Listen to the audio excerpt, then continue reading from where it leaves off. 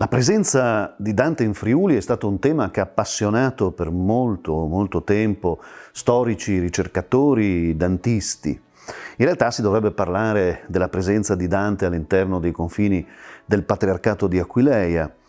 Non è chiaro se Dante sia davvero giunto in queste terre. La tradizione dice che fu ospite del patriarca Pagano della Torre e in maniera particolare fu ospite in quel territorio straordinariamente vario e meraviglioso dal punto di vista paesaggistico e anche storico, che fu il Tolminotto, come viene definito, quindi la zona di Tolmino, una regione irta di sentieri perigliosi, di grotte, di anfratti, che poi culminano con la vallata della Tolminca, un orrido particolarmente evocativo. Nel corso degli anni questa intuizione, che fu di alcuni umanisti in maniera particolare, venne poi politicizzata, venne utilizzata in maniera strumentale, soprattutto a partire dal 1919, cioè quando il Regno d'Italia, alla fine della Prima Guerra Mondiale, conquista, annette territori che tradizionalmente non erano mai stati suoi, territori di lingua prevalentemente slovena, e dunque sentiva fortemente la necessità di fondare ideologicamente il mito di una presenza di Dante. Questo clima si è esacerbato nel periodo del ventennio fascista e paradossalmente, per quanto siano state così caldeggiate le ipotesi di un Dante in territorio patriarcale, pochi furono gli studi davvero scientifici mirati a indagarne la tradizione. Ci troviamo all'interno dello studiolo ligneo settecentesco della Biblioteca Guarneriana Antica di San Daniele. Il suo atto di fondazione risale a quel 1466, anno in cui Guarnerio d'Artegna, vicario del Patriarca di Aquileia, morendo, decide che la sua intera collezione libraria debba spettare alla magnifica comunità di San Daniele.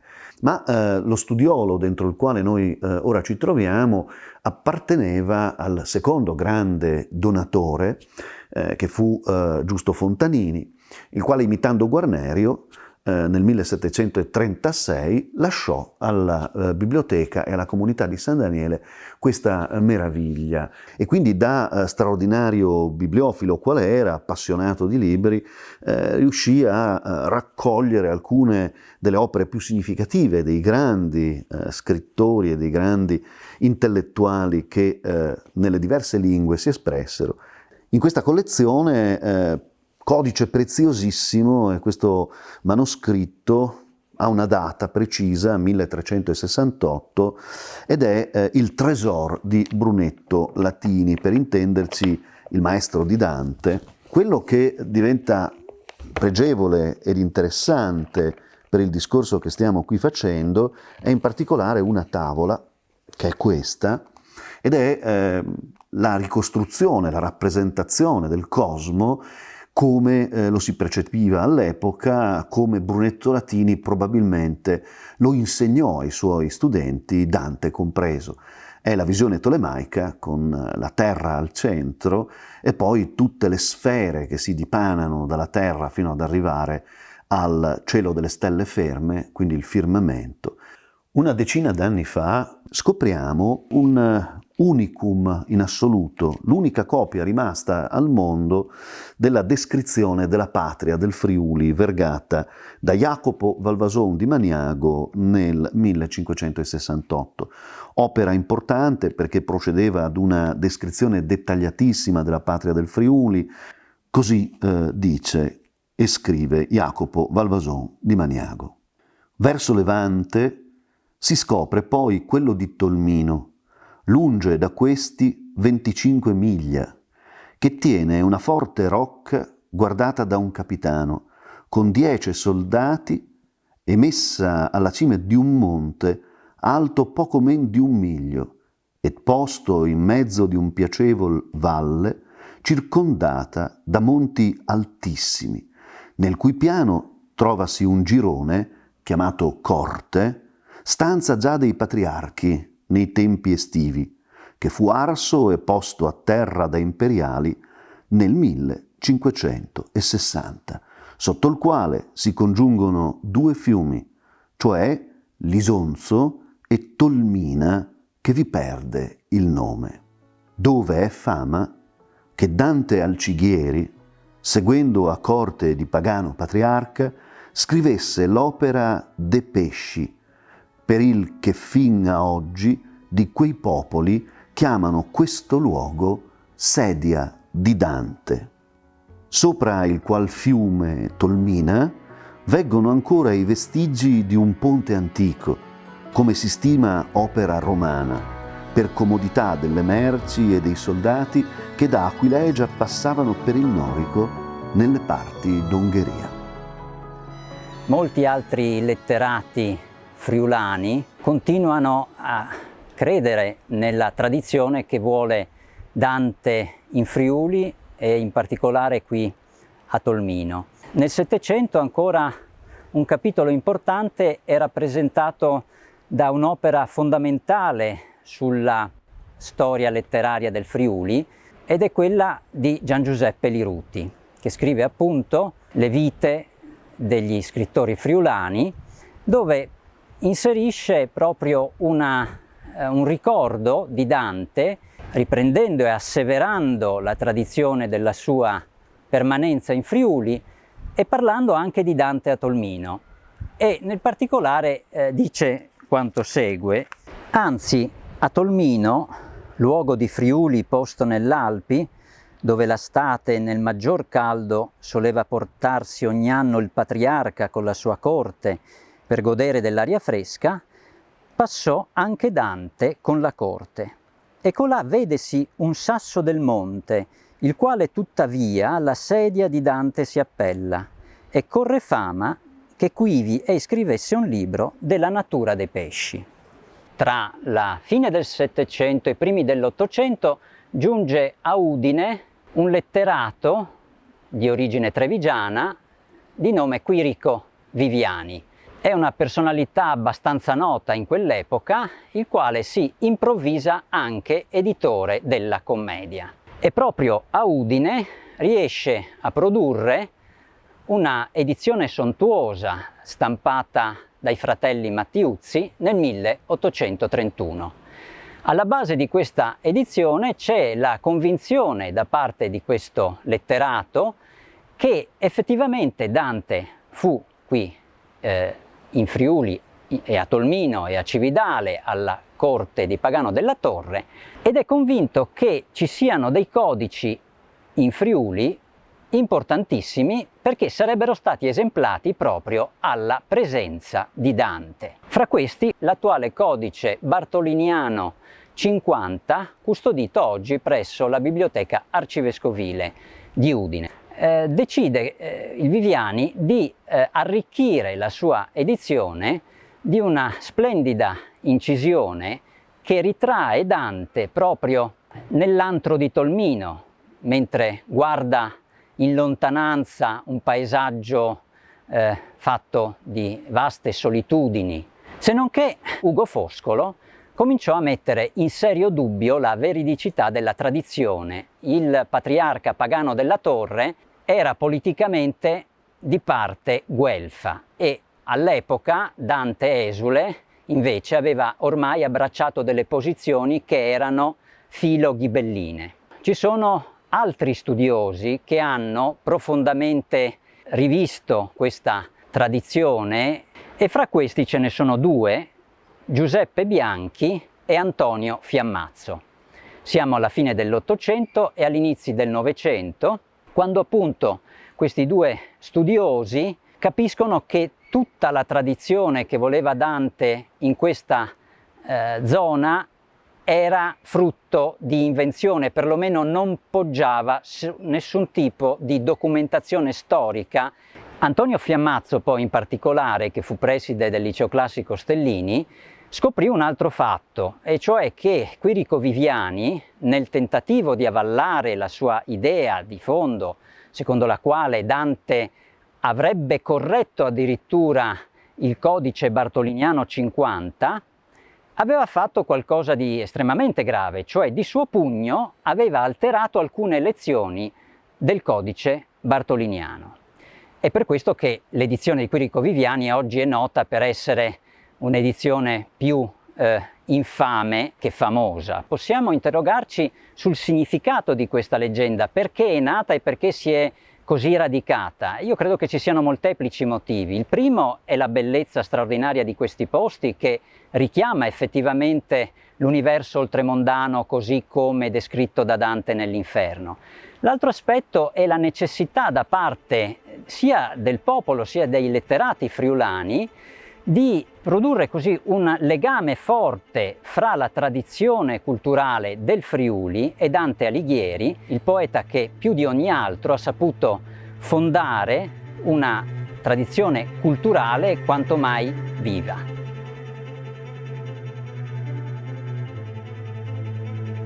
Ko govorimo o Danteju, govorimo o mogočnem simbolu z izrazito geografsko valenco. Odkje je geografski pomen Danteja? Kot begunec je obiskal različne kraje, o njih tudi nekaj napisal in se zanimal za širšo geografijo. Božanska komedija je povrhu tega polna referenc na konkretne kraje. Tretjič, gre za nacionalnega pesnika in hkrati svetovnega klasika. In zaradi vsega naštetega je Dante v različnih zgodovinskih obdobjih pomagal pri zamišljanju različnih geografij. Že kmalu po pesnikovi smrti se je začela njegova kanonizacija, ki je vključevala tudi vprašanje, kateri kraji so mu nudili gostoljubje in ga navdihovali. To vprašanje je marsikje napajalo lokalni ponos. Tudi Candidovo umestitev Danteja v Furlanijo in kasnejše Valvazonejevo v Tolmin bi lahko interpretirali kot lokalno prisvajanje ikoničnega pesnika med videmskimi intelektualci. Bianchi je sicer leta 1844 to slovito zanikal, a je pri tem zarisal neko drugo geografijo. Če je Dante pesnik civilizacije, potem preprosto ne sodi onkraj njenega roba, to je v Tolmin, med hribovske barbare. Sredina 19. stoletja je sicer zlata doba kulta nacionalnih pesnikov. Združitev Italije je tako rekoč sovpadla z 600-letnico pesnikovega rojstva in Danteja so slovesno promovirali kot vizionarja združitve. Kraje iz Božanske komedije so nacionalisti interpretirali kot a priorno italijanske, ker je o njih pisal božanski pesnik. Irredentisti so njegovo omembo Kvarnerja in nekaterih krajev v današnji Sloveniji razumeli kot dokaz, da pripadajo Italiji. Posebej v večetnični Gorici je Dante zato zbujal trenja med Italijani, Slovenci in Nemci, pri čemer so goriški Italijani oživljali prav zgodbo o Dantejevem bivanju v Tolminu. Če je Dante bival v Tolminu, potem ta Soška dolina pripada Italiji. Ta ideja se je stopnjevala prek različnih dejanj, kot so bile raziskave Zadlaške oziroma Dantejeve jame, pa postavitev Dantejeve spominske plošče pred to jamo leta 1918 strani italijanske vojske. Do vrhunca pa je prišlo ob postavitvi Dantejevega doprsnega kipa v središču Tolmina leta 1929. Kip je postavila fašistična stranka in sicer s pomenljivim podnapisom Pesnik ob meji, ki jo je začrtal Bog. Kip, ki je označeval mejo, ki se je Slovencem zdela krivična, ker so v času fašizma doživljali ponižanja, je nato imel zanimivo usodo. Po priključitvi Primorske Jugoslaviji so ga odstranili in odpeljali v Postojnsko livarno, da bi ga raztopili. A ga je tam po naključju odkril neki Tolminec in ga pripeljal v Tolminski muzej. Nato je bil v muzeju deponiran skoraj do osamosvojitve Slovenije, ko si ga je sposodil gostinec v bližini Dantejeve jame, da bi z njim za turiste oživljal zgodbo o Dantejevem bivanju v Tolminu. Ta postavitev pa je zmotila nekatere Tolmince, ki so menili, da si pesnik zasluži bolj ugledno lokacijo, zato so kip prestavili v središče Tolmina. To dejanje pa je zbudilo spomin na politično izrabo Danteja v času fašizma in glasen protest, zato je moral kip ponovno v muzej. Tako so se v zgodnjih 90-ih letih 20. stoletja na Tolminskem kresale 3 z Dantejem povezane geografije. Ena je lokalpatriotska, ki je poudarjala, da je Dante kljub drugačnim dokazom vendarle prišel v Tolmin, ki ga je navdahnil. Druga je civilizacijska, ki je poudarila, da je pesnik ne glede na vse potreben večjega priznanja, zato si zasluži čim bolj ugledno mesto znotraj geografije Tolmina. Tretja pa je politična, ki je zavrnila konkretnega Danteja, tistega postavljenega iz iridentističnih ciljev. Slednja je imela tudi zadnjo besedo, saj je kolektivni spomin na fašizem na Primorskem še zelo živ.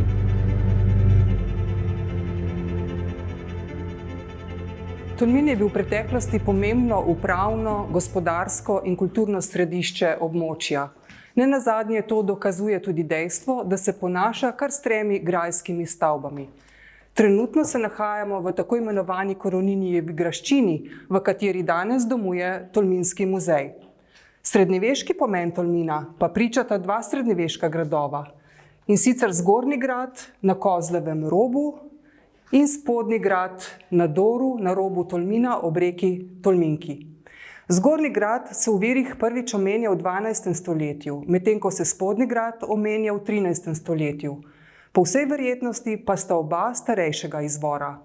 O strateškem pomenu območja in predvsem tega starejšega Zgornjega gradu na Kozlevem robu priča dejstvo, da so se zanj potegovali oglejski patriarhi, goriški grofje, mesto Čedat, Benečani in tudi Habsburžani. Vsi lastniki in upravljavci gradov v Tolminu so medse zlasti v poletnih mesecih vabili svoje sorodnike, člane pomembnih plemiških rodbin z Goriške in Furlanije, pa tudi druge pomembne osebnosti tistega časa. V 12. stoletju je tako na primer Tolmin obiskal nemški pesnik Hartmann von Aue. Ta je v svoji pesmi Erek Tolmin tudi omenil. Slovenski zgodovinar Simon Rutar je v svoji zgodovini Tolminskega, ki je izšla leta 1882, omenil še enega pomembnega pesnika, italijanskega pesnika Danteja Alighiera, ki naj bi bil v gosteh pri oglejskem patriarhu Paganu della Torre.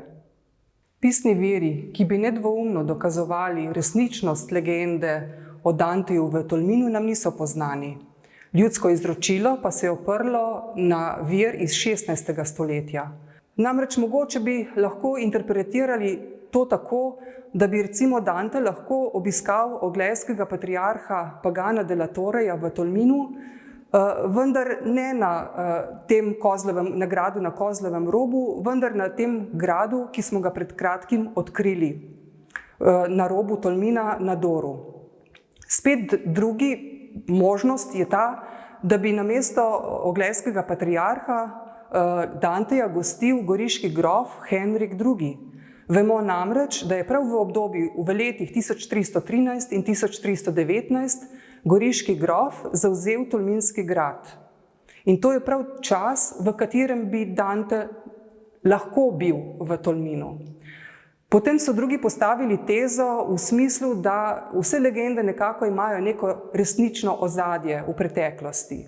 Spet drugi, da se Slovenci ne bi izmislili take legende, če ne bi bilo nekaj resnice, pa tudi, da se ne bi izmislili legende, da je Tolmin obiskal nek tujec, ki je prišel od drugod, in so menili, da bi po vsej verjetnosti raje izpostavili neko svojo osebo iz svojega okolja. Prav to kaže na to, da dejansko danes ne moremo potrditi resničnosti te legende. Vsekakor pa lahko povemo z gotovostjo, da v Tolminskem muzeju hranimo doprsni kip Danteja Alighierija, ki ga nekako predstavljamo tukaj na naši stalni razstavi. Ta doprsni kip je delo italijanskega kiparja Moschija in ga je mesto Firence podarilo Tolminu leta 1929.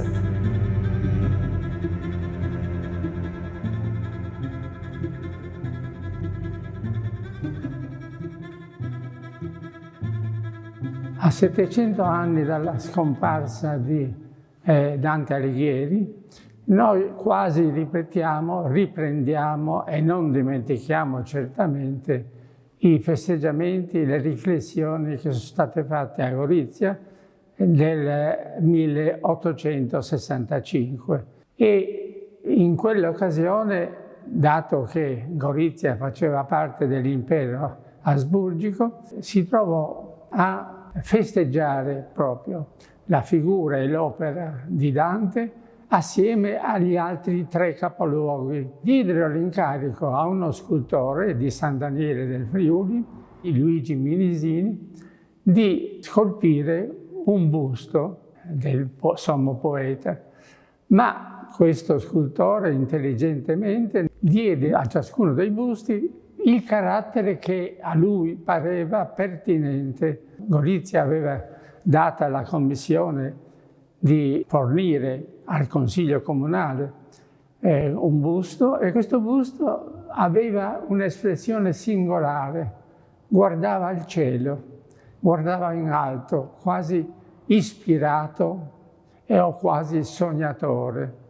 La cosa è interessante, ripeto, perché in quel modo si trovarono le 3 città su una posizione, in un atteggiamento di tipo quasi irredentistico, tant'è vero che le autorità imperiali fecero delle riserve molto dure e Gorizia incaricò un altro scultore di eseguire plasticamente il busto di Dante nel 1921, nell'anno dell'anniversario della morte del sommo poeta.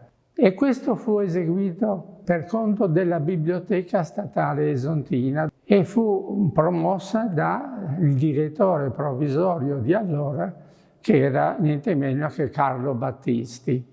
Nel 1921 anche la biblioteca fu sede di un altro evento culturale, cioè furono raccolti studi di eminenti studiosi, Benedetto Croce, Gaetano Salvemini e altri, furono raccolti in un volume che fu stampato dapprima soltanto in sloveno, nello stesso 1921, a cura di Aloisi Res, un intellettuale goriziano, e poi nel 1923 tradotto in italiano, fu stampato a Gorizia da Nino Paternolli, e questa edizione rimane fondamentale, ma non è meno fondamentale l'altra, quella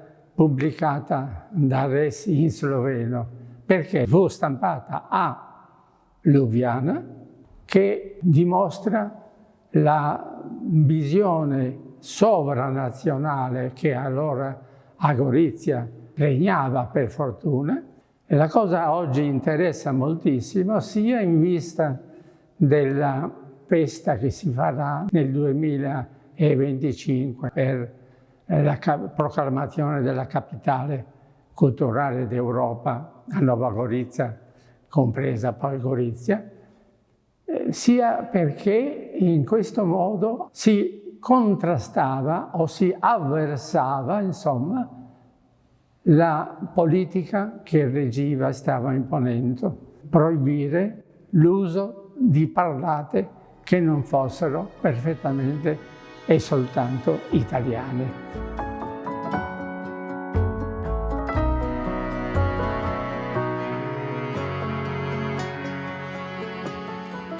Ma poi che fui al piede un colle giunto, laddove terminava quella valle, che me avea di paura il cor compunto, guardai in alto e vidi le sue spalle vestite dei raggi del pianeta che mena dritto altrui per ogni calle. Allor fu la paura un poco cheta che nel lago del cor m'era durata la notte che passai con tanta pietà, e come quei che con lena affannata, uscito fuor dal pelago alla riva, si volge all'acqua perigliosa e guata, così l'animo mio, con tanto che fuggiva, si volse a rivederlo passo che non lasciò giammai persona viva. Questo lo abbiamo letto direttamente dalle carte di una delle opere più importanti conservate qui nella Biblioteca Guarneriana, ed è il manoscritto Fontaniniano 200. È uno degli esemplari più importanti al mondo dell'Inferno di Dante. Siamo alla fine del 1300, forse inizi del 1400, un manoscritto che nasce a Firenze nel convento dei Camaldolesi e che viene esemplato nelle prime miniature dalla mano mirabilissima di Bartolomeo da Fruosino, uno dei più grandi miniaturisti della cultura iconografica fiorentina, di scuola giottesca. E il manoscritto è importante non soltanto per l'apparato delle immagini preziosissime, ma anche per due commenti, uno in latino, firmato da Graziolo de Bambaglioli, fu il primo commentatore di Dante, e l'altro in volgare. E il commento in volgare è un unicum in assoluto, ancora non identificato, per tanto tempo attribuito a Jacopo Alighieri, il figlio di Dante, ma recenti studi si orientano piuttosto a definirlo come un assoluto anonimo, inedito, tutto da studiare e tutto da riscoprire. Questa è un'ulteriore testimonianza di quanto la storia della nostra terra possa essere allacciata con la presenza di Dante nei nostri territori.